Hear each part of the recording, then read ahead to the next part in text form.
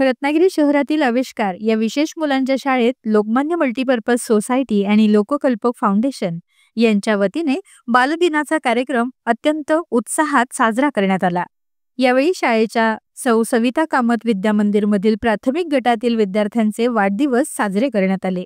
यावेळी शाळेच्या मुख्याध्यापिका मानसी कांबळे, शाळेतील त्यांचे सहकारी शिक्षक आणि मदतनीस तसंच लोकमान्य मल्टीपर्पज सोसायटी CSR कडून अमृता वारंग, अभिषेक कात्रे आणि सहकारी उपस्थित होते।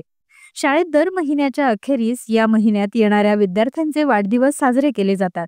मात्र दिवाळीच्या सुट्टीमुळे ऑक्टोबर महिन्यात शाळेतील विद्यार्थ्यांचे वाढदिवस साजरे करण्याचं राहून गेलं होतं। त्यामुळे ऑक्टोबर आणि नोव्हेंबर या दोन्ही महिन्यातील विद्यार्थ्यांचे वाढदिवस शुक्रवारी 28 नोव्हेंबर रोजी साजरे करण्यात आले। या निमित्ताने शहरातील ओव्हनली केक शॉप यांच्याकडून वाढदिवसासाठी केक देण्यात आला होता, तर लोकमान्यकडून विद्यार्थ्यांसाठी खाऊचं आयोजन करण्यात आलं होतं। तसंच मुलांच्या आनंदात भर घालण्यासाठी विविध खेळाचं आयोजन देखील यावेळी करण्यात आलं होतं।